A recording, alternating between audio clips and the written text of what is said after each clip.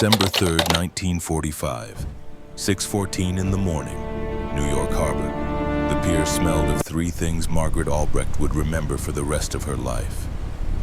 Salt water that had traveled 3,000 miles across the Atlantic, diesel fuel, leaking from idling truck engines, and the particular metallic scent of cold that settles into wood and metal and human skin when winter decides to make itself known.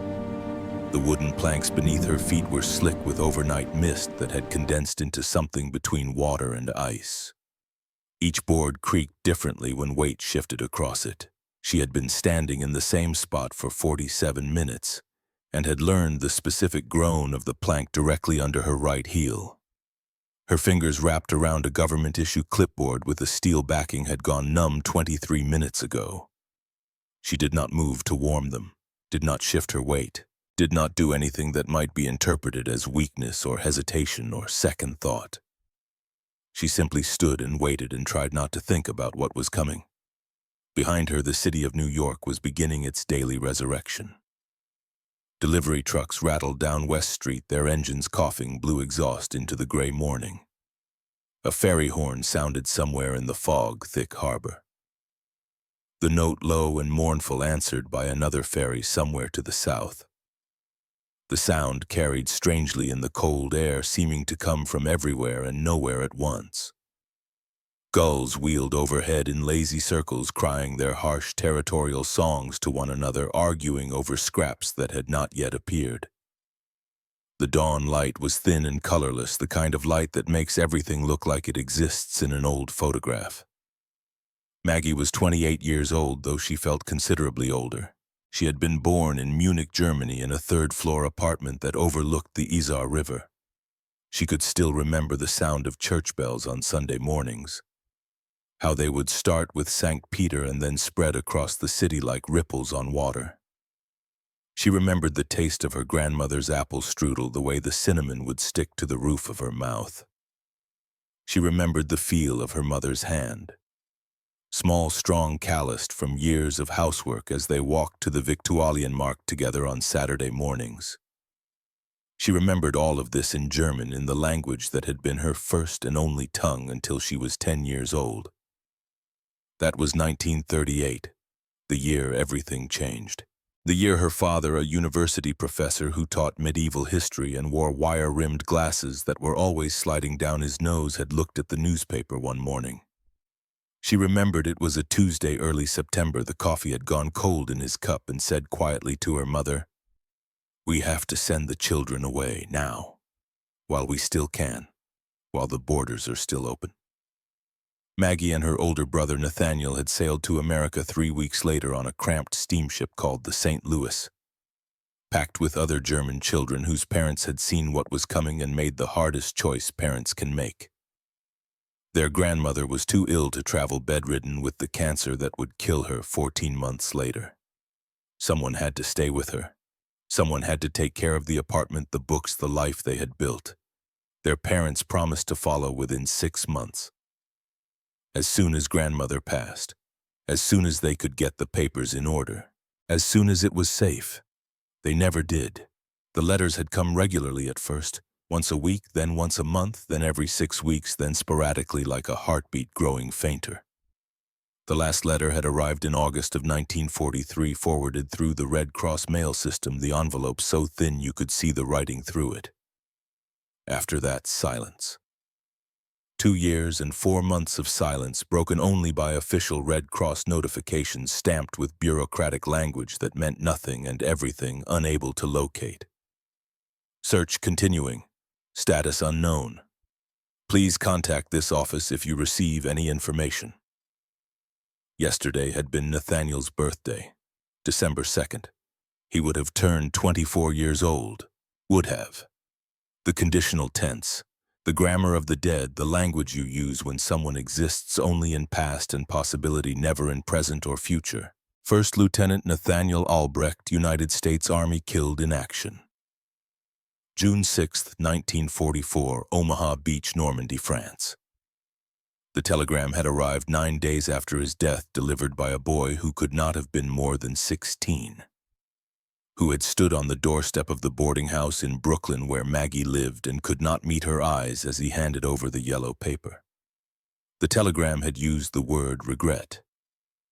The War Department regrets to inform you. As if regret were something that could be quantified and delivered. As if regret could reconstruct a body blown apart by German machine gun fire. As if regret could bring back a brother. They had not sent Nathaniel home. He was buried somewhere in France in a temporary military cemetery near Colleville-sur-Mer that would someday become permanent. Someday become a place where tourists would visit and take photographs and try to feel appropriately solemn. Maggie had never seen his grave, would probably never see it. He had been 22 years old when he died, would have turned 23 6 months later in December.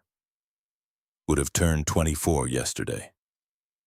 Now she stood on a pier in the city that had raised her from a frightened 10-year-old German girl into a competent 28-year-old American woman, and she waited for the men who had killed him. The USS General Meigs materialized out of the fog like something being conjured by a particularly pessimistic magician. One moment there was only gray mist over gray water, and the next there was a ship-gray hull streaked with rust-gray superstructure rising into gray sky. The whole thing looking like it had been purpose-built to depress the human spirit. The ship's engines made a deep thrumming sound that Maggie felt in her chest and sternum, before she actually heard it with her ears, a vibration that seemed to bypass normal sensory channels and go straight to the bones. On the deck, barely visible through the thinning mist, figures moved. Men in gray uniforms, 60 of them, German generals. The highest-ranking prisoners of war captured in the European theater of operations. They were being brought to America for interrogation, for psychological evaluation, for the intelligence officers to try to understand in the careful dissecting way of intelligence officers. How an entire nation had been led into darkness. How ordinary men who ate breakfast and complained about the weather and loved their children had become architects of industrial-scale atrocity. How the machinery of genocide had been designed and implemented by people who probably considered themselves patriots serving their country. And Margaret Albrecht, who spoke German like a native because she was a native who understood not just the language but the culture and the references and the particular way that Bavarians structured their sentences differently than Prussians would translate their words. Would sit in small rooms with artificial light and take their statements and render them into English. Would be the bridge between their reality and American understanding. She was here because she spoke German flawlessly, because her accent was Bavarian cultured, the kind that came from good schools and good families and Sunday afternoons at the Staatsoper, because the United States government needed someone who could not only translate words but understand implications, catch references, hear what was being said beneath what was being said. Because she was good at her job, methodical and precise and able to separate emotion from function. She was here because she had volunteered, had walked into the Red Cross office in Brooklyn and said, "I speak German. I can help. Use me." She was here because somewhere in the fog and diesel and morning cold, beneath all the practical reasons and professional justifications, she needed to look into the face of the enemy and understand what her brother had died fighting. Needed to see if they were monsters or men or something in between. Needed to know if Nathaniel's death had meant something, or if it was just another piece of meat fed into the grinding machine of history. Colonel Thaddeus Wainwright stood 3 feet to her left, close enough that she could smell the coffee on his breath and the wool of his uniform and the particular scent of the pomade he used to keep his hair in regulation order. He was 45 years old, career military, with silver threading through dark hair. He kept regulations short, even though regulations had relaxed somewhat now that the war was over. He had fought in the first war, the one they had thought would be the last war, the war to end all wars. How naive that seemed now, and had come back to fight in the second. There was a photograph on his desk at Fort Hunt in a simple wooden frame, a young man in uniform smiling, standing in front of what looked like the Roman Colosseum. His son Robert, killed at Anzio January 22, 1944, 20 years old. The photograph had been taken 2 days before he died. Maggie and Colonel Wainwright had never spoken about their dead. There was no need. Grief recognized grief the way wolves recognize other wolves, by scent, by posture, by the particular weight that settles into the shoulders and never quite leaves. "You ready for this, Miss Albrecht?" Wainwright's voice was quiet, barely audible over the water lapping against the pier pilings and the rumble of the ship's engines. He did not look at her when he spoke, keeping his eyes fixed on the approaching vessel. Maggie did not look at him either. Her eyes stayed fixed on the ship sliding toward the dock with the slow inevitability of continental drift. "No, sir, but I don't think readiness is required, only presence." Wainwright made a sound that might have been approval, or might have been recognition, or might have been simply acknowledgement that some things cannot be prepared for, only endured. He did not elaborate. The ship docked with a groan of protesting metal against wood. The sound was enormous, violent, the kind of noise that made your teeth hurt. Thick rope lines were thrown from the deck to the pier, caught by longshoremen who had been doing this work for 30 years and could catch a rope in complete darkness wrapped around bollards with practiced efficiency. The gangway descended with a mechanical shriek of hinges that desperately needed oil metal scraping against metal in a way that set the nerves on edge. And then they came. 60 men in Wehrmacht gray. The uniforms stripped of all insignia and rank markers, but not of their essential character, not of the particular cut and quality that spoke of military tailoring and regulations that governed everything down to the angle of a collar. They moved stiffly, legs adjusting to solid ground after 14 days at sea, bodies that had grown accustomed to the constant motion of a ship now having to recalibrate to the terrible stability of land. Some were young, barely into their 40s, with the kind of fitness that came from years of active command. Others were old, white-haired, and stooped men who had somehow fought in 2 world wars and survived them both, though survived was perhaps too optimistic a word for what they looked like now. All of them, young and old, fit and broken, wore the same expression: disbelief. They stared past Maggie, past the dock, past the immediate reality of their arrival at the Manhattan skyline rising from the harbor like something from a fever dream. Glass and steel towers climbing into a pale winter sky. Buildings so tall they seemed to scrape the low-hanging clouds. The Chrysler Building catching the weak morning light, its Art Deco crown gleaming. The Empire State Building standing like a monument to some god of vertical ambition. Intact, undamaged, gleaming. Not a single broken window visible from this distance. Not a crater, not a pile of rubble. Not a skeletal wall standing alone where a building used to be. One man near the front of the formation stopped walking entirely. He stood frozen halfway down the gangway, mouth slightly open, staring at the skyline the way someone might stare at a ghost. The men behind him bumped into his back, momentum carrying them forward. Some muttered irritated words in German, but the man remained motionless, transfixed. Maggie followed his gaze to the familiar landscape. She had lived in New York for 7 years now. The skyline was ordinary to her, expected. She saw it every day and thought nothing of it, the way you stop seeing your own face in the mirror after a certain age. She forgot sometimes what it looked like to someone seeing it for the first time. Forgot that most of Europe was rubble now. That Berlin and Hamburg and Munich and Dresden were cities that existed primarily as names on maps, the physical reality of them reduced to hollow walls and collapsed roofs and streets that were more crater than road. But here Manhattan stood whole, defiant, completely untouched by the war that had consumed the rest of the world. "Sie haben gelogen," the frozen man whispered in German, his voice carrying in the cold morning air with surprising clarity. "They lied to us, about everything." The words hung there for a moment. Several other generals turned to look at him, then back at the skyline, then at each other. The disbelief on their faces deepened into something more complicated. Confusion, anger, fear, the beginning of understanding that everything they had been told might have been a lie. Maggie's pen hovered over her clipboard.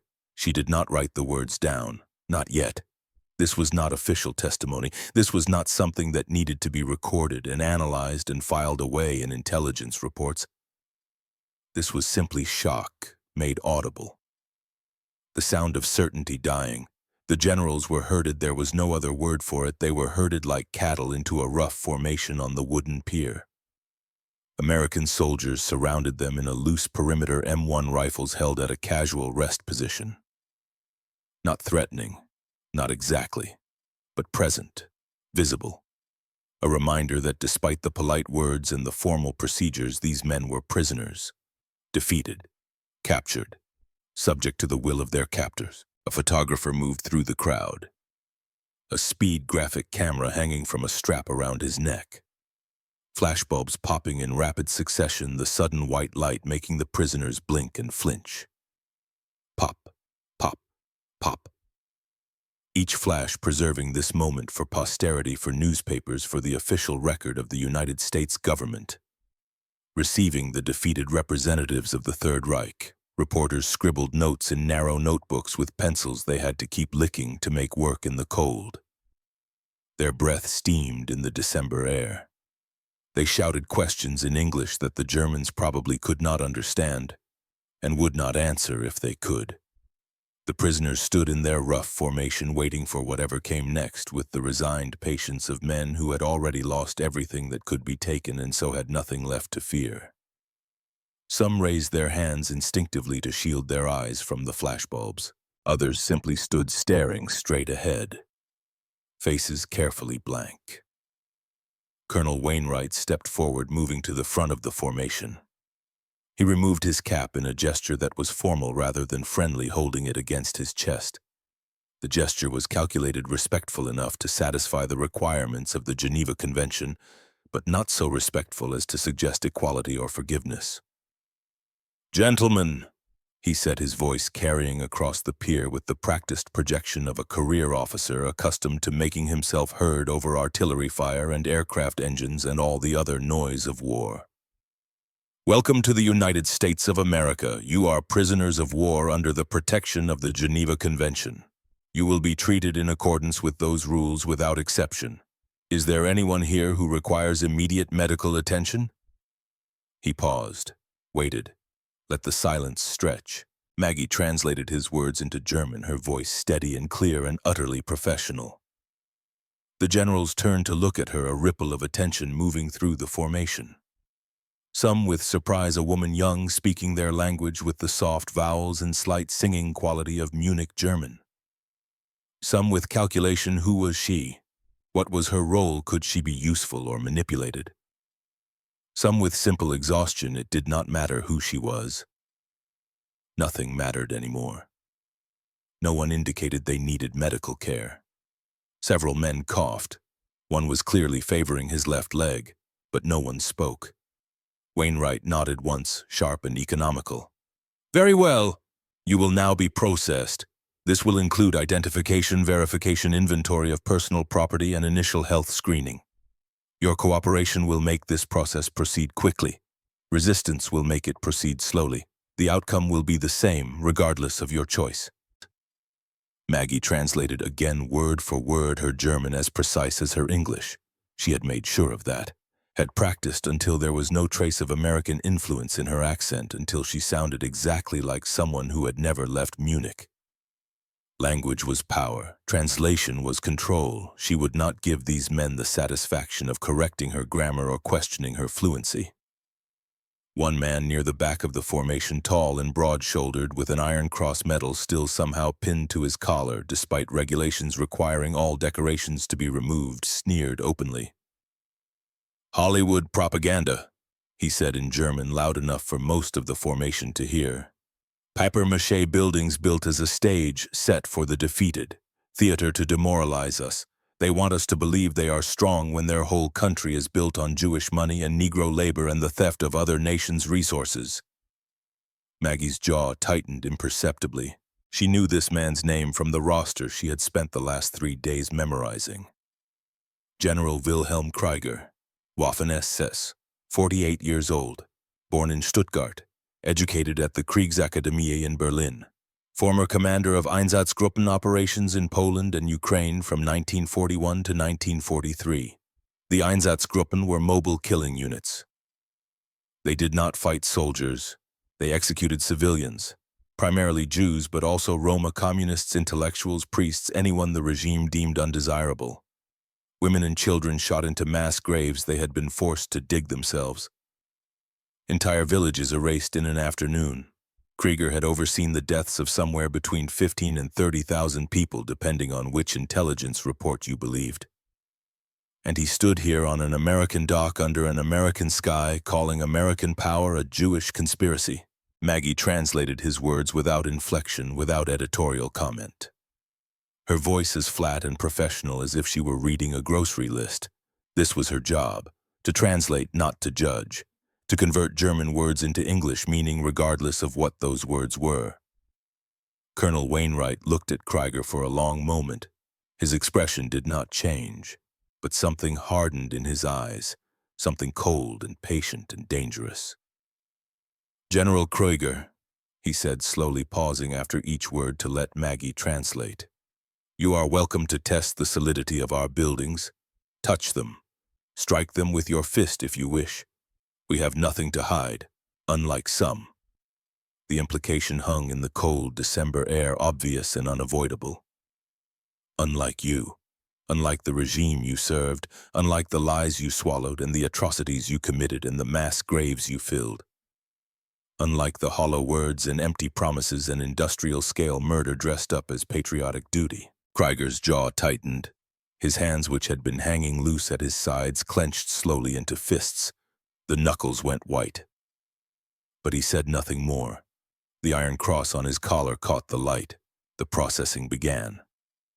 Long wooden tables had been set up in a nearby warehouse, the kind of temporary infrastructure the American military could conjure anywhere in the world within a few hours. Tables, chairs, lights, forms in triplicate. Each general was called forward by name, rank, and serial number from a master list. Identity was verified against prisoner manifests and photographs taken during initial capture. Belongings were searched methodically. Pockets turned out, bags opened, seams examined. Personal effects were cataloged on official forms with carbon paper that made your fingers dirty. Everything recorded, everything documented, everything done by the book. Maggie stood beside the inspection table, translating the questions and answers that flowed back and forth in the flat, efficient rhythm of military bureaucracy. Name, rank, unit, home city, next of kin, medical conditions, religious affiliation. Most of the exchanges were brief. The generals answered with varying degrees of cooperation, some sullen and monosyllabic, others almost eager to comply, a few maintaining a dignified silence that suggested they were above such petty requirements. Then came Friedrich von Hartmann. "General Friedrich Wilhelm von Hartmann," the processing officer called, reading from his list. A man stepped forward from the waiting group. He was 52 years old, according to the manifest Maggie had memorized. Average height, maybe 5'9". Medium build, though clearly he had lost significant weight recently. His uniform hung loose on his frame in a way that suggested it had once fit properly. Graying hair, cut military short, the kind of haircut you could maintain yourself with scissors and a mirror and no particular skill. His face was lined deeply, the kind of lines that came from years of squinting into too many horizons or from grief that had nowhere else to go but into the flesh. His eyes were gray, tired, old. "General von Hartmann," the processing officer said, his voice neutral and professional. "Please place all personal items on the table."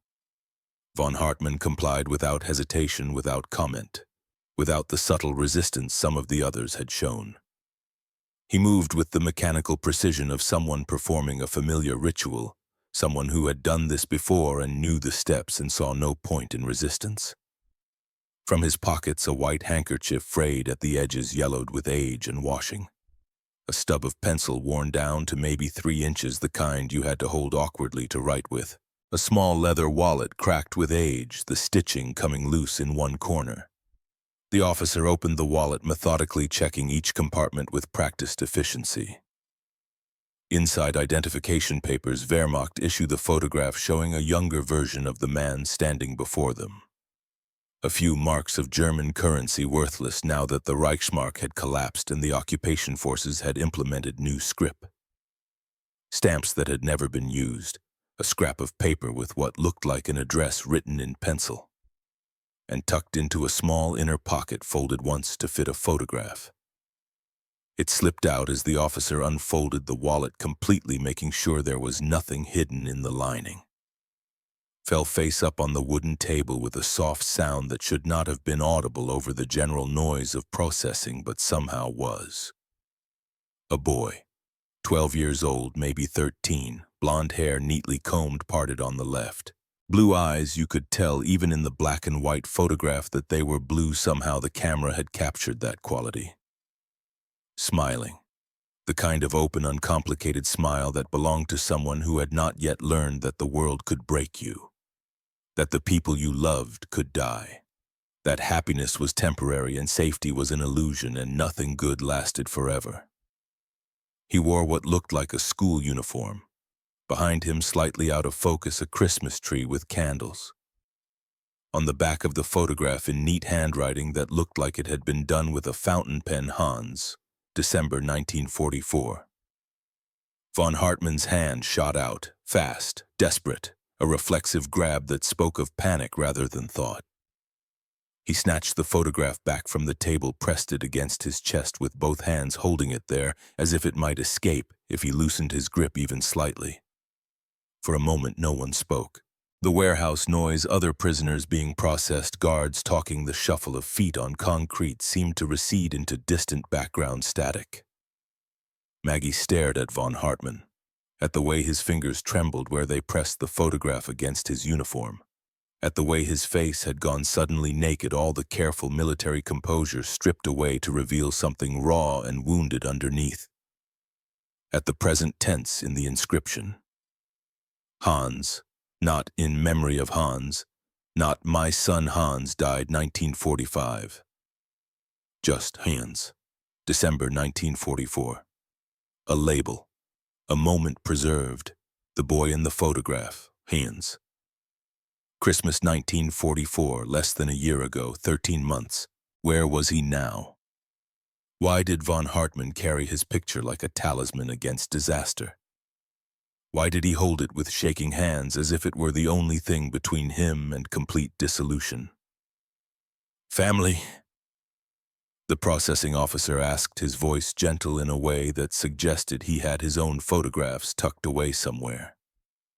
Von Hartmann's voice came out barely above a whisper. My son. Present tense. Not was my son. Not I had a son. My son is present existing. Maggie translated the question and answer, but she already understood. In the tremor of his hands, in the way he could not bear to let the photograph rest on the table for even a moment, in the present tense that refused to acknowledge what past tense would mean. The officer made a note on his form, nodded. You may keep the photograph, General. We do not confiscate family pictures. Von Hartmann carefully, reverently slid the picture back into his wallet, closed the leather with his thumbs, the gesture slow and deliberate. Tucked the wallet into his breast pocket, the left side over his heart where it would rest against his chest when he breathed. He gathered his other belongings, the handkerchief, the pencil, the worthless currency, and moved through the rest of processing like an automaton, answered questions in a monotone, submitted to the medical screening without comment, allowed his photograph to be taken without flinching at the flash. Maggie watched him walk away when processing was complete, watched the careful way he kept his left hand pressed against his breast pocket as if checking that the wallet was still there, that it had not somehow disappeared, that the photograph was safe. She looked down at her clipboard, found his name in the roster she had memorized. Next to his name in neat typewritten letters, Commander 352nd Infantry Division, Normandy Sector, France. Defensive Operations, June 15, 1944. The blood drained from Maggie's face. Normandy, June 1944, Omaha Beach. Nathaniel had died on Omaha Beach. June 6, 1944. First wave, 0630 hours. Dead by 0700 according to the preliminary casualty reports she had requested and read and memorized, even though everyone told her she should not. That it would not help, that knowing the details would make it worse. This man, This General Friedrich von Hartmann with his trembling hands and his photograph of a blond boy named Hans. This man who wore his grief so openly he might as well have been bleeding. This man had commanded the defenses that killed her brother, the coastal artillery that had turned the Sund red, the machine gun nests that had cut down waves of American soldiers as they struggled through surf and barbed wire and obstacles specifically designed to slow them down and make them vulnerable, the mortars that had rained shells on the landing craft and turned the water itself into a killing ground. Nathaniel had been in the first wave. Second lieutenant leading a platoon had made it maybe 40 yards up the beach according to the report. Maybe. No one was certain. The officer who reported his death had been 200 yards away and had seen the platoon go down, but could not confirm individual casualties until later after the beach was secured, after they could actually walk the sand without being cut down. And the man who had given the orders to fire stood 30 feet away, walking toward the convoy trucks, one hand pressed against his breast pocket where he kept a photograph of his son. Maggie's hands shook. She set down her clipboard carefully, slowly, before she dropped it. Colonel Wainwright appeared at her elbow, seeming to materialize out of the organized chaos of processing. "You all right, Miss Albrecht?" She could not answer immediately, could not make her throat work, could not push words past the sudden constriction. Wainwright followed her gaze, saw von Hartmann being led toward the waiting trucks with a group of other processed prisoners. "You read his file." Not a question, a statement. "Yes, sir." And he commanded the Normandy sector, the 352nd Infantry Division. June of 44, where my brother died. Wainwright was quiet for a moment, his face unreadable. Then, "Do you need to be reassigned?" Maggie looked at him. At this man who had lost his own son and still showed up every morning to do the work, to treat prisoners with dignity even when they deserved none, to maintain the thin, fragile structures of civilization in the aftermath of barbarism, to be professional when being professional was the last thing anyone wanted. "No, sir," she said. Her voice came out steadier than she felt. "I need to stay." "Why?" "Because I need to understand. Understand how a man who loves his son enough to carry his photograph over his heart could give the order to kill someone else's son. How those two things exist in the same person." Wainwright nodded slowly. He did not offer platitudes, did not say it would be all right or that time would make it easier or any of the other useless things people say when they do not know what to say. He simply nodded. "That," he said quietly, "is the question we're all trying to answer." Then he walked away, leaving Maggie standing beside the processing table with her clipboard and her shaking hands and her hatred that was suddenly much more complicated than it had been an hour ago. Continuing to Part 2 due to length. This is approximately 4,000 words for Part 1. Should I continue with Parts 2 and 3 at the same length? Each will be 4,000 words to reach the total 12,000 words. The interviews began on December 5th, 2 days after the generals arrived at Fort Hunt.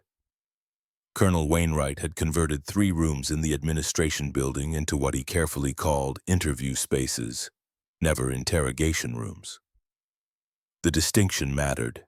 Each room had windows letting in natural light, comfortable chairs instead of metal stools, a small table between interviewer and subject, and always coffee offered at the start of each session.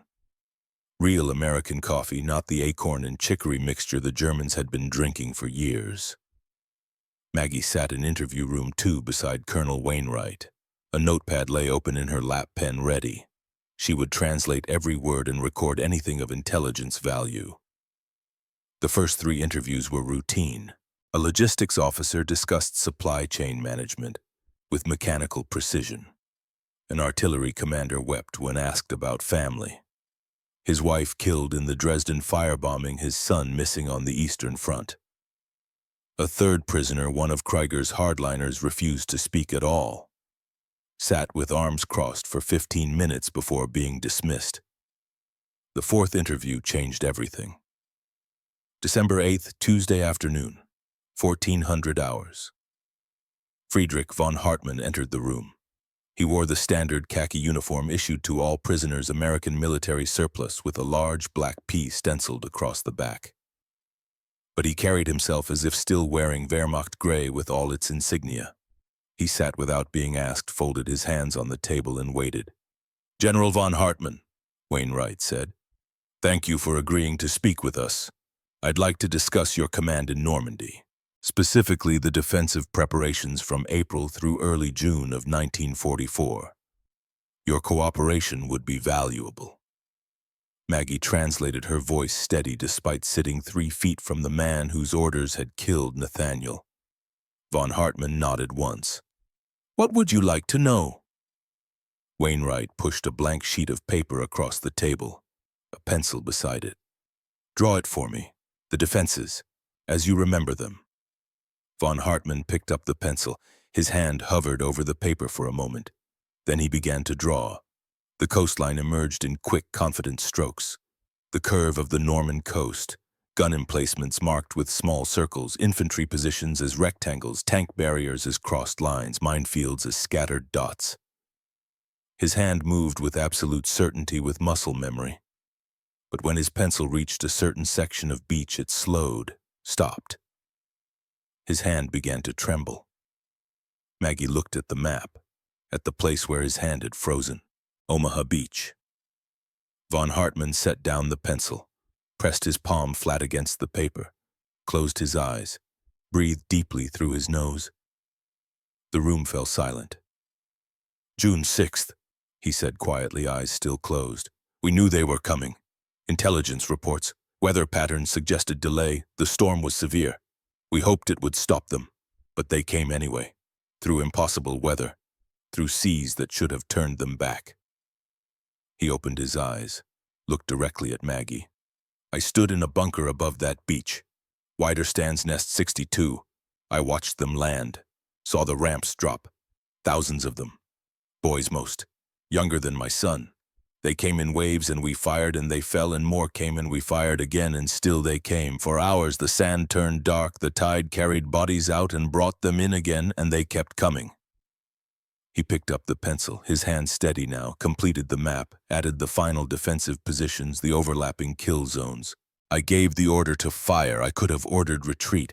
We knew by mid-morning the invasion was larger than we could stop, that reinforcements would not arrive in time. But I followed duty, my oath, and thousands died before they touched dry land." He pushed the completed map across the table. "Is there anything else you need today, Colonel?" Wainwright studied the map. Extraordinary detail. Genuine intelligence freely given. "Not today, General. Thank you." Von Hartmann stood, nodded to them both, turned toward the door. "General," Maggie heard herself speak. He paused, turned back, waited. She had meant to demand something, an explanation, an apology, some acknowledgement of Nathaniel specifically. But the words would not come. Her throat closed around them. Von Hartmann waited patiently. When she said nothing, he nodded once more. Left. The door closed softly. Maggie stared at her notepad.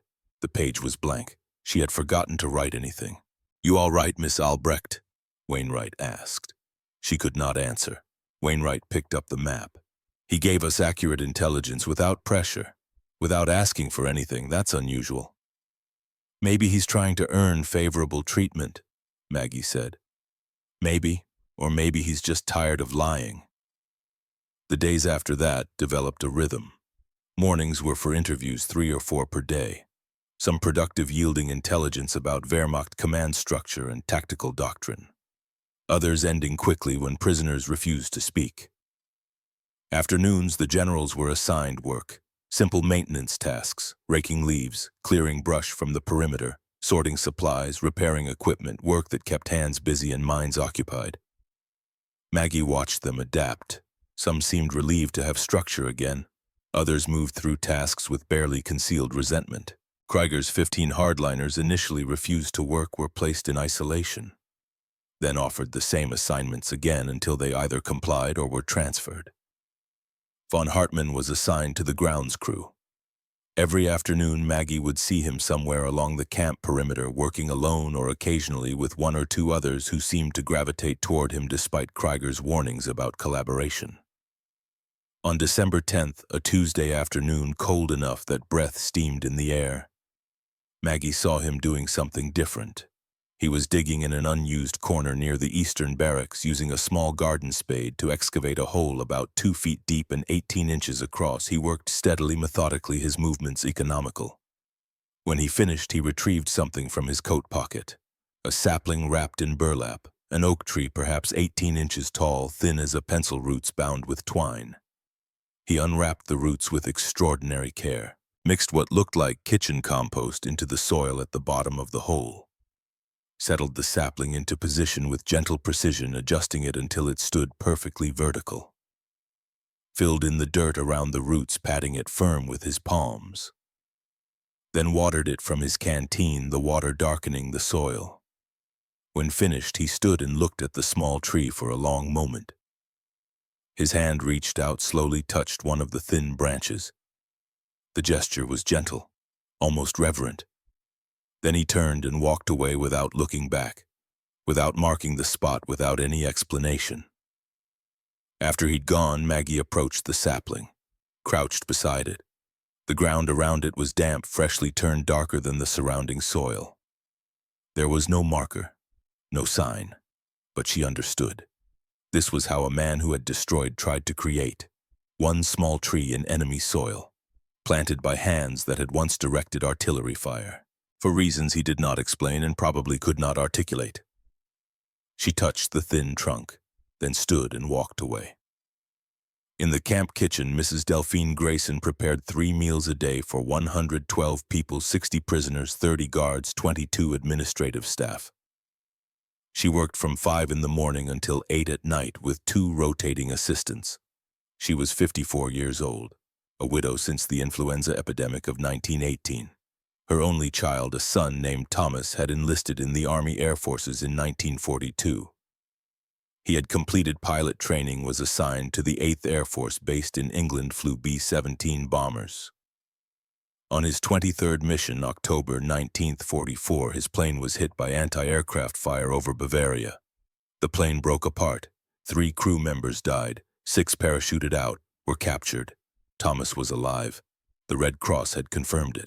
Second Lieutenant Thomas Grayson, prisoner of war, Stalag 7. Near Moosburg, Bavaria. No more information than that, just the bare fact that he breathed. And every day Mrs. Delphine Grayson cooked meals for German prisoners. Maggie found her in the kitchen one afternoon in mid-December. The air was thick with steam and the smell of roasting chicken. Enormous pots of potatoes boiled, carrots were being chopped with rhythmic precision. Mrs. Grayson, the older woman looked up. Her face was lined with years of work and worry, but her eyes were kind. Miss Albrecht, what can I do for you, dear? I was reviewing the meal reports. The portions seemed larger than standard Army ration allocations, not by much, but consistently enough to notice. Mrs. Grayson's hands stilled on the knife. She set it down, looked at Maggie directly. My Thomas is in Germany somewhere. Bavaria, they tell me. Moosburg, I don't know exactly where within the camp. Don't know what conditions are like. Don't know if he's eating. Don't know if the people holding him see a boy who needs food or just see an enemy who deserves whatever he gets. She picked up the knife, resumed chopping. I can't feed my son. I can't put a plate in front of him. I can't send care packages. They don't get through, the Red Cross says. I can't do anything for my own child. The carrots fell into neat pieces. But I can feed someone else's son. I can look at these German boys, because some are boys barely 20, and I can give them extra bread, a second helping of potatoes, an apple. And maybe somewhere in Germany someone is looking at my Thomas and seeing a boy instead of an enemy. Maybe someone is giving him extra soup, a piece of bread, something to help him survive. She slid the carrots into the pot. Maybe not. Maybe I'm being foolish. Maybe no one in Germany gives a damn about one American pilot, but I have to believe in maybe. Otherwise, what's the point? If we all become monsters, then what did we win? She stirred the pot. Besides, most of these men didn't choose this war any more than our boys did. They got drafted. got sent where they were told, followed orders because that's what soldiers do. They just had the terrible luck to be born in the wrong country at the wrong time. That's tragedy, not villainy. There's a difference. Maggie left the kitchen without responding, walked outside into December cold that bit through her coat. Wrong side of history.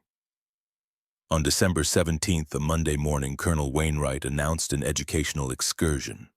8 prisoners selected for cooperative behavior would travel to Alona, Iowa for 4 days. The stated purpose was observation of American agricultural and industrial capacity. The list of names was posted. Von Hartmann's name appeared fourth. Krieger's name was conspicuously absent. That evening, just after dinner, Maggie was working late when she heard shouting from the barracks. She ran toward the sound. A crowd had gathered in the yard, perhaps 40 men forming a circle. In the center stood Krieger and von Hartmann. Guards were moving in but taking their time, following Wainwright's orders to let prisoners resolve their own conflicts when possible. "You sell yourself to them like a whore," Krieger shouted, his face red with fury. "You sit in their rooms and draw your maps and answer their questions like a trained dog. Sit, speak, roll over, you disgrace everything we fought for." Von Hartmann stood with hands at his sides, not defensive, not aggressive, just present. He did not respond. "We were soldiers," Krieger continued, voice rising. "We fought for something greater than ourselves. We believed we sacrificed everything for the fatherland, and now you betray all of it, all of us, all the men who died. You betray their memory because the enemy feeds you hot meals and speaks politely." Von Hartmann's voice, when he finally spoke, was quiet, calm. "What we believed in was a lie." The entire yard went silent. Krieger's face went purple. His hand moved fast, vicious, a fist aimed at von Hartmann's face. But von Hartmann was faster. He caught Krieger's wrist mid-swing, twisted it, used the man's momentum against him. Krieger stumbled off balance. Von Hartmann released him immediately, stepped back, created distance. Guards surged in, separated them. Krieger was still shouting, struggling. Von Hartmann allowed himself to be led toward isolation without resistance. Maggie stood in the shadows and counted. 15 men had moved to stand behind Krieger. 15 true believers, but 45 had not. The split was complete, visible, and growing wider. The train to Iowa departed on the morning of December 18th from Union Station in Washington, D.C. 8 German generals, 4 American officers, including Wainwright, and 1 translator boarded a civilian passenger train heading west. Maggie went with them. Wainwright had requested her presence as translator, but she suspected he also wanted her to witness what he saw. That transformation required exposure to truth too overwhelming to deny.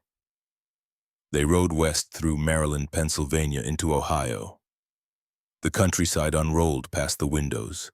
Farm after farm, town after town, infrastructure intact, bridges standing, rail lines functioning, evidence of a nation that had fought a global war without having that war fought on its own soil.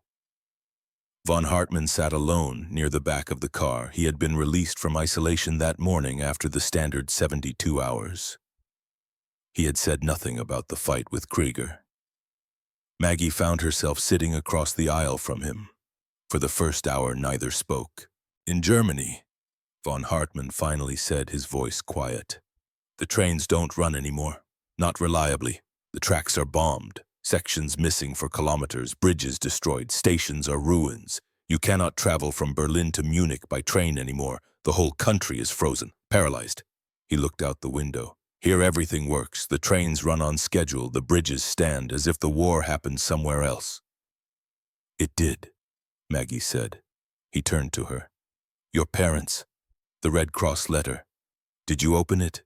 "Not yet. I'm supposed to wait until Christmas Eve." Von Hartmann nodded. "I requested information about my sister through the Red Cross. She lived in Munich. I had not heard from her since the Hamburg firebombing in July '43. The records apparently cross-referenced. They found that my sister Greta was alive, working as a nurse at the Munich displaced persons camp.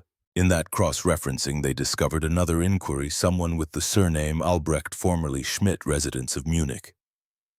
Colonel Wainwright was informed of the potential match. Maggie went very still. "You..." The search that found my parents. That was because of your inquiry. The Red Cross did the work. I simply asked a question about my own family. They happened to find 2 families instead of 1. But he had initiated it, had set in motion the process that might mean her parents were alive. Why? Von Hartmann looked back out the window. Because some families should not be torn apart by war, even if mine already has been. The photograph.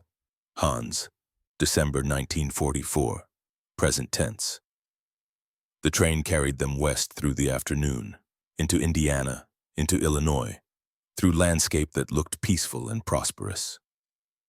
They arrived in Alona, Iowa, as dusk fell on December 19th, a small town, population 3,000, Main Street lined with brick storefronts, a movie theater, a hardware store, a diner, the smell of wood smoke and cold earth and grain.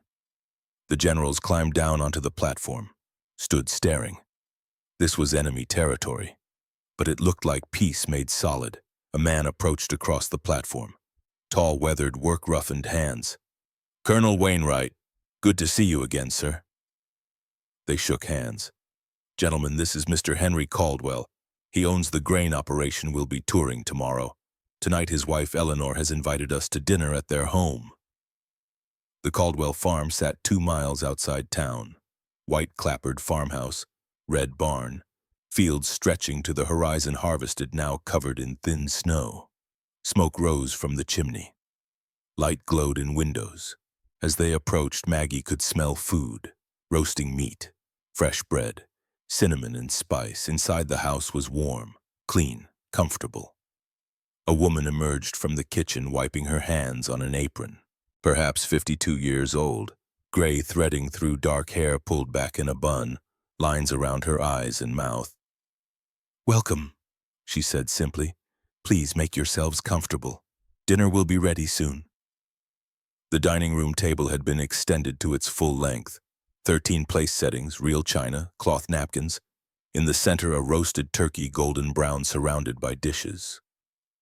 Mashed potatoes, gravy, corn, green beans, cranberry sauce, biscuits, apple pie cooling on the sideboard. The generals sat slowly, carefully. This was more food than they had seen in years, more than their families in Germany would see in months. Mrs. Eleanor Caldwell began to serve, moving around the table, placing turkey on each plate, spooning potatoes, ladling gravy. When she reached von Hartmann, she paused, set down the serving spoon, looked at him directly. "My son David died at Normandy," she said quietly, her voice carrying in the sudden silence. "June 6th, 1944. He was 20 years old, a corporal in the 29th Infantry Division. Colonel Wainwright tells me you commanded the German defensive sector where my son was killed." The table went absolutely silent. Von Hartmann set down his fork, began to stand. "Mrs. Caldwell, Sit down, General," she said. Not harsh, not angry, but absolute authority. He sat. She picked up the serving spoon, placed a generous portion of turkey on his plate, larger than anyone else's, added potatoes, gravy, corn, cranberries, more food than one person could eat. "I could hate you," she said, still serving. "Lord knows I wanted to. For 2 years I have wanted someone to blame, someone to focus all the anger and grief on, someone whose face I could imagine when I wake at 3 in the morning and David's room is empty." She moved to the next chair. "But David didn't die so I could spend the rest of my life consumed by hate. He died because he believed something, believed this country was worth fighting for, worth dying for if it came to that." She continued around the table. "And part of what he died to preserve, part of what makes this country worth the price is that we don't become the thing we fought against. We don't let hate consume us. We don't reduce people to enemies who deserve whatever they get." She finished serving, returned to her place. "So you sit at my table, General von Hartmann. You eat food my son will never eat, and maybe you learn something about why we won. Not because we had more guns, but because we have something deeper. We have the capacity to see the enemy as human, even when it costs everything." She looked at her husband. "Henry, would you say grace?" Mr. Caldwell spoke a simple prayer. Thanks for food, for peace, for the men who returned and those who did not, for strength to forgive, for wisdom to choose the future over the past. When he finished, they ate. Von Hartmann cut his turkey into small pieces, chewed slowly, swallowed with visible difficulty, as if kindness were harder to digest than cruelty. After dinner, Maggie stepped outside onto the porch. She needed air. The night was brutally cold, stars scattered thick across the sky. The Milky Way visible as a luminous band. She heard footsteps. Von Hartmann stood in the doorway. They stood together in silence, looking up at the stars. How can she do that? Von Hartmann's voice was barely a whisper. How can she feed me? Sit at the same table, choose to show mercy? She doesn't forgive you, Maggie said. She chooses the future over the past. There's a difference. I don't deserve it. No, you don't. That's exactly why it matters. If you deserved mercy, it wouldn't be mercy. It would just be payment. Von Hartmann looked away from the stars. In Hamburg, my son Hans died in a bombing raid. February of this year, American bombs, B-17s, Tuesday afternoon, clear weather, perfect visibility. He and his mother were supposed to have evacuated. But my mother was dying. Pneumonia. Someone had to care for her, so they stayed. His voice remained steady. The bombs fell at 1300 hours. Hans was walking home from the market. My wife had sent him to buy bread. My mother loved that bread. Hans was carrying a loaf when the bombs fell. They found him 3 hours later when the fires cooled, in the street, still holding the bread. Maggie felt something crack in her chest. The men who dropped those bombs did not know Hans, did not know he played violin, that he collected rocks and labeled them in a notebook, that he wanted to be an engineer who built bridges. They saw coordinates, target Hamburg, and they did their duty. He turned to Maggie. Your brother, Nathaniel. I did not know him either. I saw enemy forces, a beach to defend, duty, and I gave the command to fire. Tears ran down Maggie's face. We are the same, Von Hartmann said quietly. We both lost someone to duty, to the machinery that grinds up children and calls it necessary. We are not the same, Maggie said, voice shaking.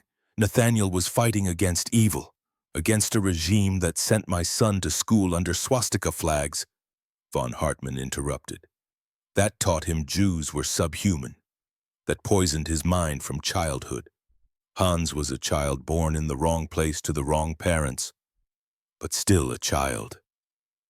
Maggie wanted to argue, to insist there was a moral difference, but she could not find the words. Von Hartmann reached into his coat, drew out the photograph. Hans, December 44, smiling. The people who killed my son, I cannot ask for forgiveness. I will never know their names, but I can honor Hans by refusing to become the hate that killed him.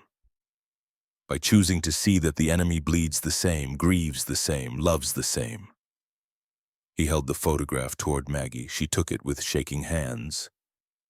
Looked at the boy, blonde hair, blue eyes, the smile that trusted the world.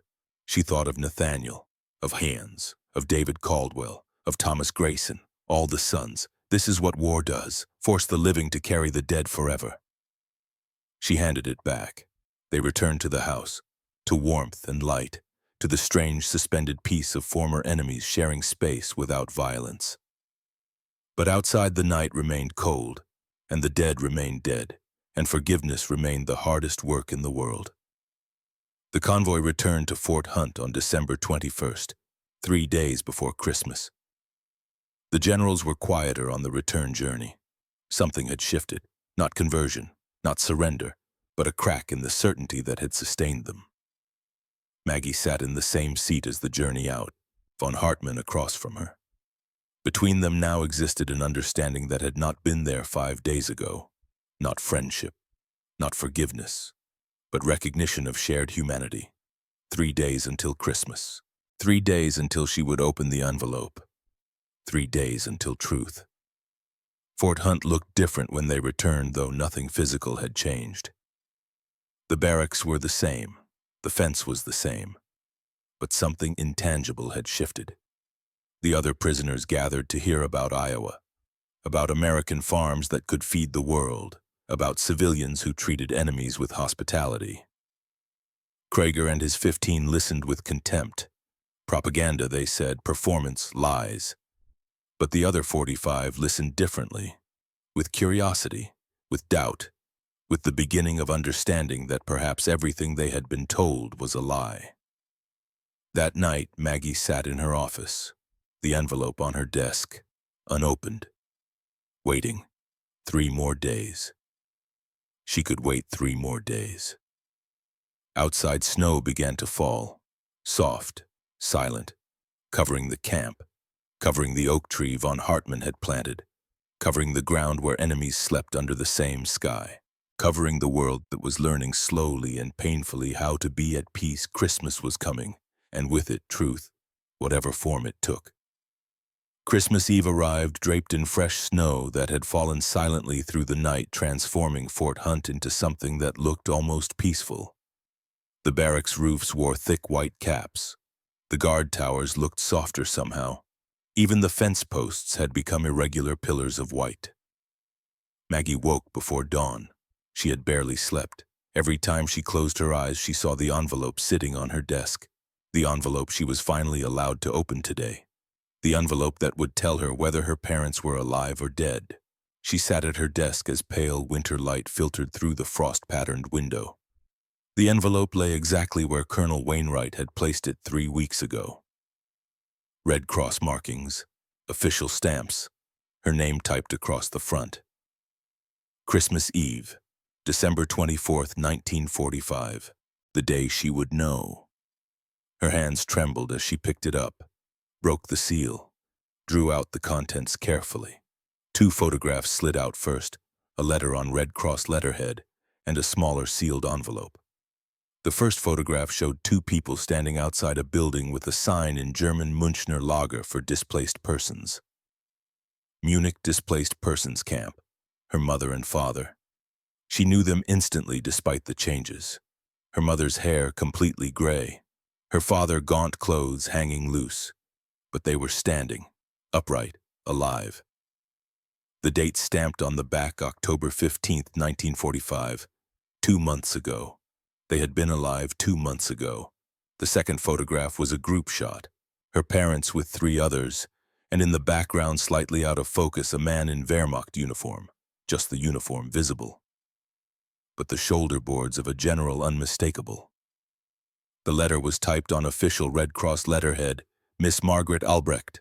Through systematic cross-referencing of prisoner of war mail inquiry, with displaced persons registration records, we have located your parents Joseph and Anna Albrecht, formerly registered under your mother's maiden name Schmidt.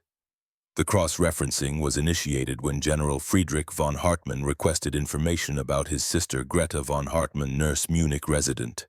The records overlap led to identification of your parents. They are alive and currently residing at Munich Displaced Persons Camp. They are in reasonably good health given circumstances. They have been informed of your location. They request you write immediately. Maggie read it 3 times, each impossible fact. Alive.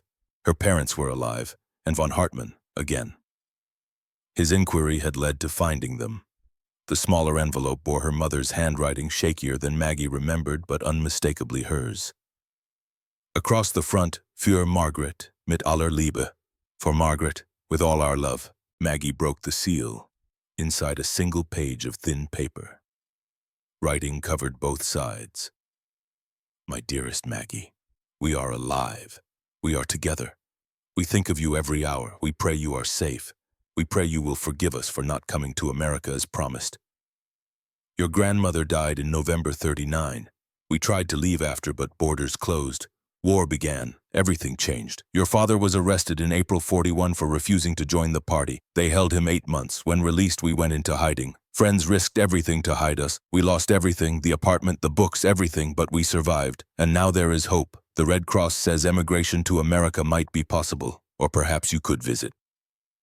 We do not dare hope too much, but we hope anyway. Maggie, my darling girl, we love you.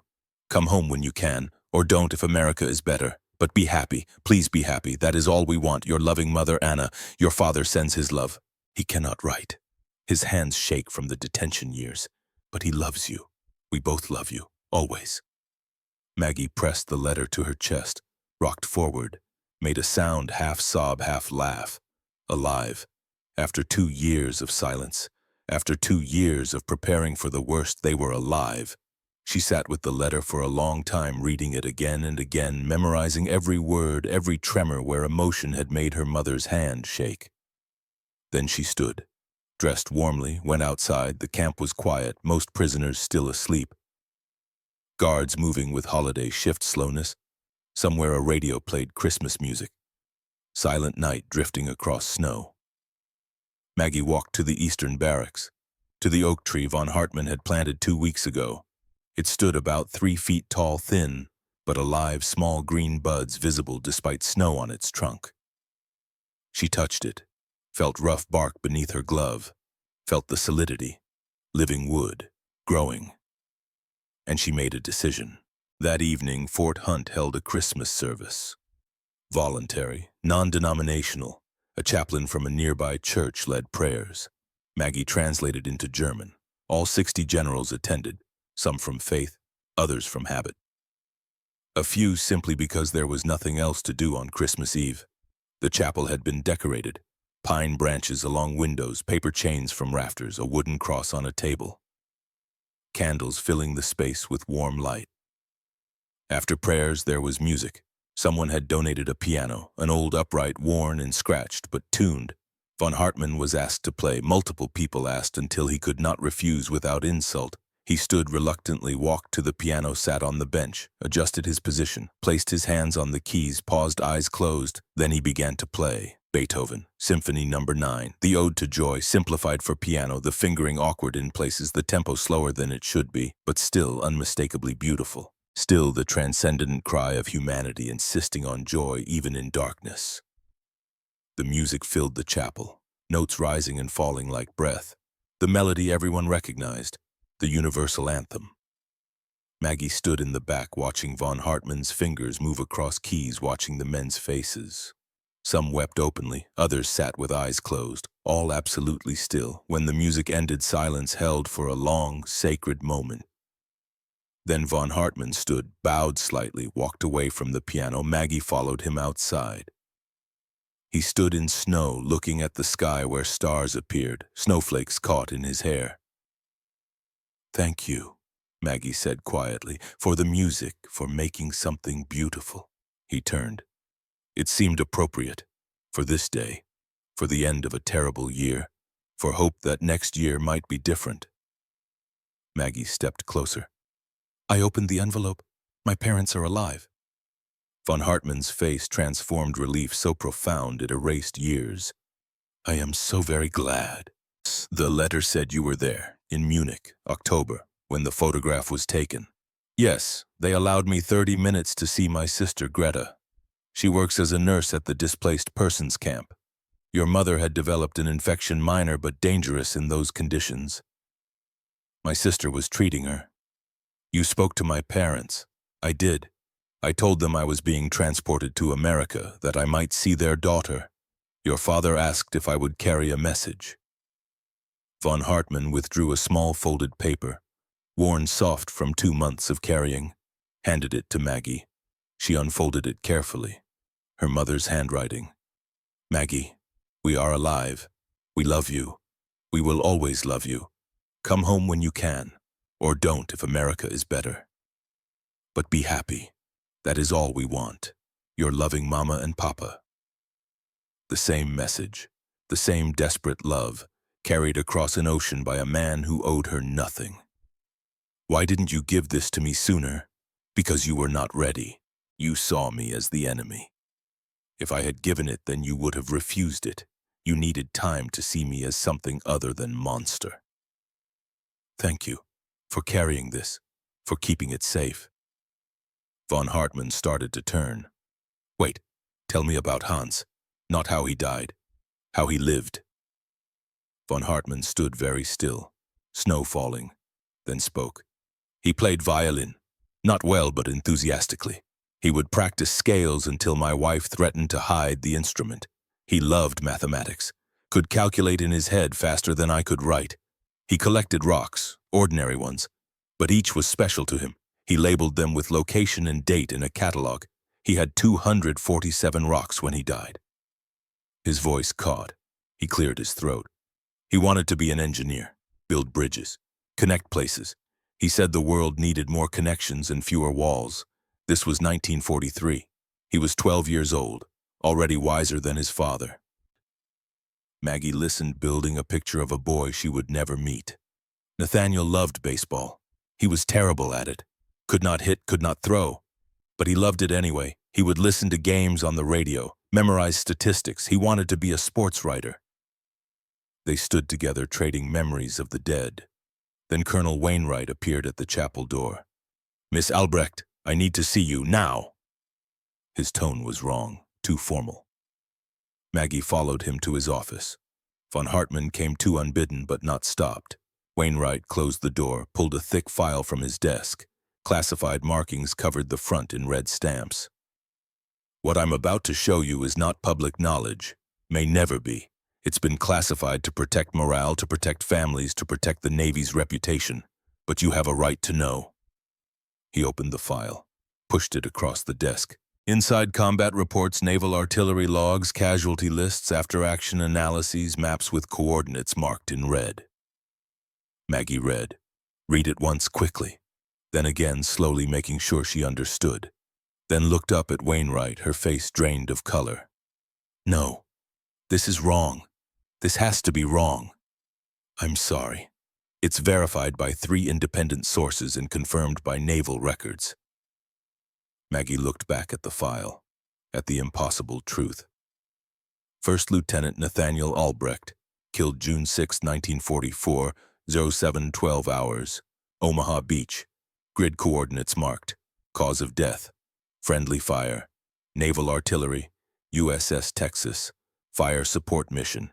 Coordinates miscalculated by 400 meters. Shells fell short, landed on American positions on the beach instead of German fortifications. 17 American soldiers killed, 43 wounded. Nathaniel Albrecht was one of the 17. Not German guns. American guns. The room tilted. Maggie gripped the desk.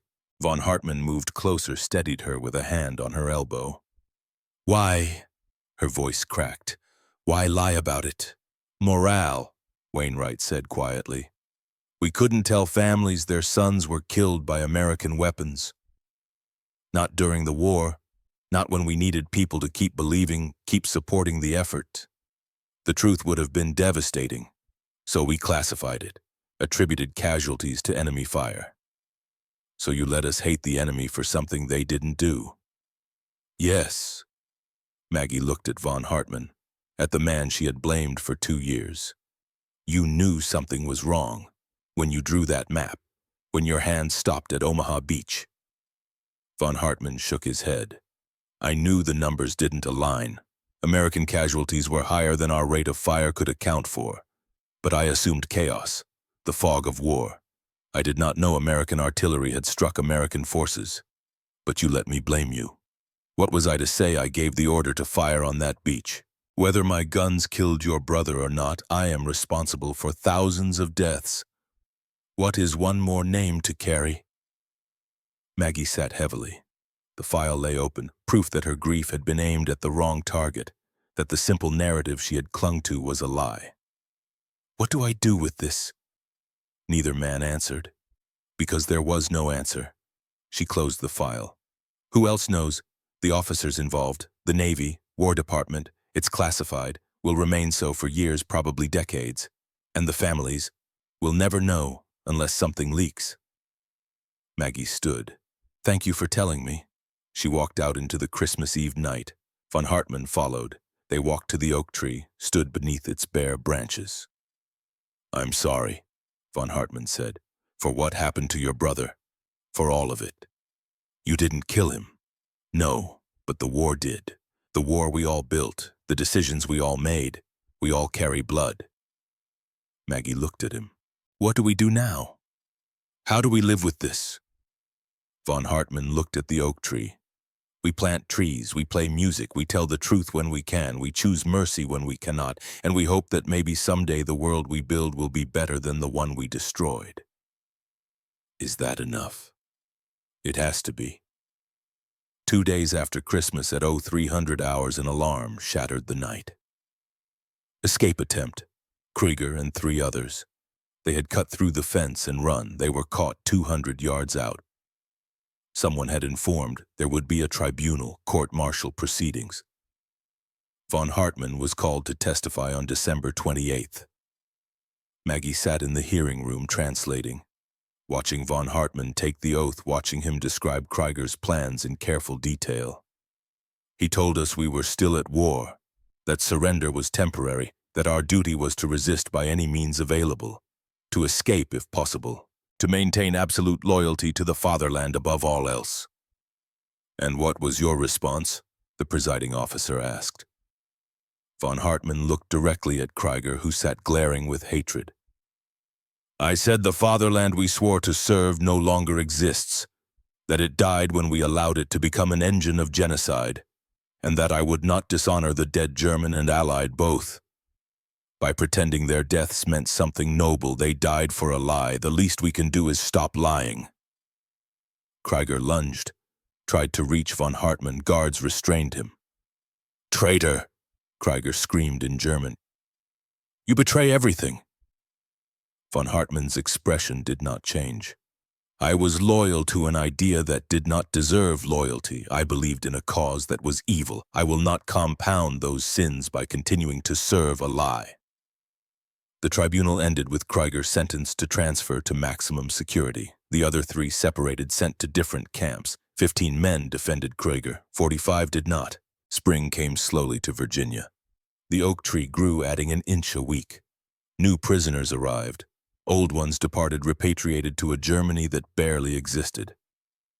In June of 1946, orders came all remaining prisoners would be repatriated by end of August. The war had been over for more than a year. Time for everyone to go home. Von Hartmann was scheduled to leave July 15th. Maggie made her decision in early July. She would return to Germany for 6 months, reunite with her parents, help them navigate the displaced persons system, apply for emigration to the United States, then return to America. This was her home now, but she needed to see them. On July 14th, the day before von Hartmann's departure, Maggie found him tending the oak tree one last time. It stood nearly 4 feet tall, leaves green and healthy. She handed him a package wrapped in brown paper. He unwrapped it carefully. Inside, wool gloves hand-knitted in dark gray, a note pinned to them. These were made by my mother. She sent 2 pairs in her Christmas package. I thought you might need them. For German winters, M.A. Von Hartmann held the gloves as if made of something precious. I cannot accept. You can, and you will. Because when you wear them in Germany, you'll remember that enemies can become something else if we choose it, if we work for it, if we refuse to let hate have the final word. He folded the gloves carefully, placed them in his breast pocket over his heart where he kept Hans's photograph. Will you tend the tree after I'm gone? I will. And when you go to Germany, will you visit my sister Greta, make sure she's well? I will. Thank you. And when you bring your parents to America, when not, if tell them their daughter honors them, that their choice to send her to safety was not in vain. They stood together beneath the oak tree, 2 people who had every reason to hate each other, who had found something unexpected in the aftermath. Not forgiveness exactly, but understanding. And understanding was a foundation strong enough to build on. The next morning, von Hartmann boarded a ship bound for Bremen. Maggie stood on the dock where she had first seen him 8 months earlier. He raised his hand in farewell. She raised hers. The ship pulled away, disappeared into morning haze. And Maggie turned toward her own uncertain future. 20 years passed like water through fingers. 1966, November. A cold afternoon in Ohio. Maggie stood in her office at Ohio State University. She was 49 now, professor of German literature and history, published author of 2 books on post-war reconciliation. Respected scholar, she had returned from Germany in spring of '47 with her parents, had helped them rebuild lives in Cleveland, had built her own life in academia. The letter arrived on a Tuesday, German postmark, handwriting she recognized instantly. Dear Miss Albrecht, I will be in the United States in late November for official consultations regarding NATO and West German defense integration. I wonder if you might spare time to see an old acquaintance. I would very much like that. Respectfully, Friedrich von Hartmann. Maggie wrote back the same day. Yes, please, come. He arrived 3 weeks later. Older 73, now hair completely white, walking with a pronounced limp from arthritis. But his eyes were the same. They met in a coffee shop near campus. Talked for 3 hours about his work rebuilding the German military on democratic principles, about her research about ordinary things. Then von Hartmann withdrew an envelope. Old, worn from handling. I found this last year in my sister's belongings after she passed. She had kept it hidden, never told me it existed. Inside a letter, December 1944, a child's careful handwriting. Dear Papa, the war will end someday. I know it will. Everyone says it won't, but I think it will. And when it ends, what will you do? Will you be angry at everyone forever, or will you try to be happy again? I think you should try to be happy. Being angry takes too much energy and you're already tired all the time. I love you very much. I hope you come home soon. Love, Hans. Maggie read it twice, vision blurring, handed it back carefully. I wrote a reply, von Hartmann said quietly. 22 years too late. Told him I would honor good people, people who taught me that humanity survives even war.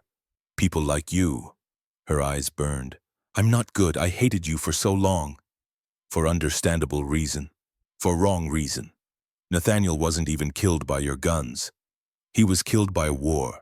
I am part of that war. The distinction is smaller than you think. They sat in silence. Then Maggie said, would you like to visit Nathaniel's grave? I finally went. 3 years ago. It took me that long. I'd like to go again.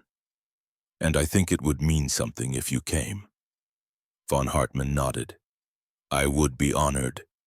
2 days later, they stood in a military cemetery outside Pittsburgh. Row after row of white marble markers, all identical, all equal in death. Nathaniel's grave was in Section 7, Row 12, Marker 48. Simple, clean, name, rank, dates. Von Hartmann laid flowers at the base, white roses with small American and German flags woven together with wire. Maggie knelt, touched the cold marble. I'm sorry I blamed you for so long. Sorry I needed someone to hate. You didn't deserve that burden, but I'm glad I met you anyway, because you taught me something I wouldn't have learned otherwise. That the enemy is never simple, never just evil, always human, always carrying their own grief, and that understanding that doesn't excuse anything, but it makes peace possible, makes moving forward possible. They stayed until the sun began to set. On the drive back, von Hartmann asked if they might stop at Fort Hunt.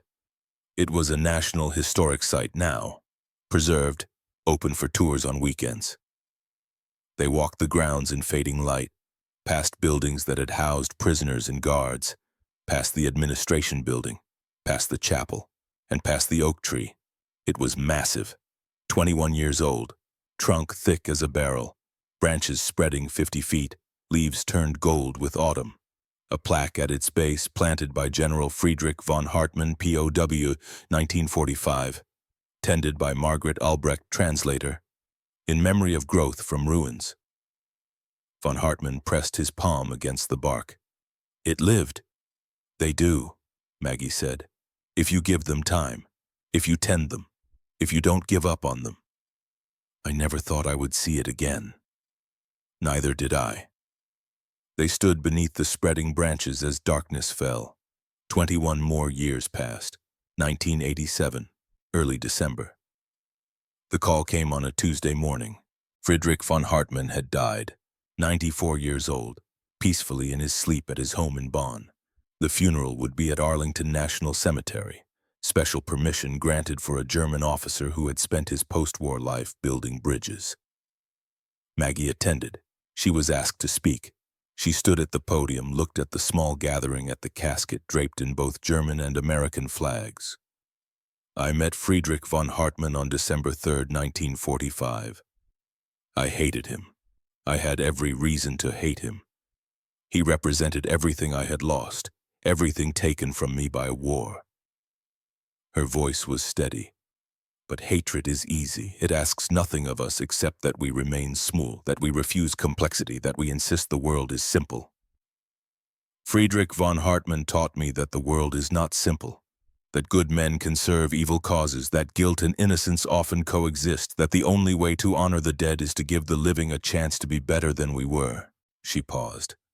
General von Hartmann established a scholarship fund in 1950. I only learned this after his death. 243 students have been funded over 37 years.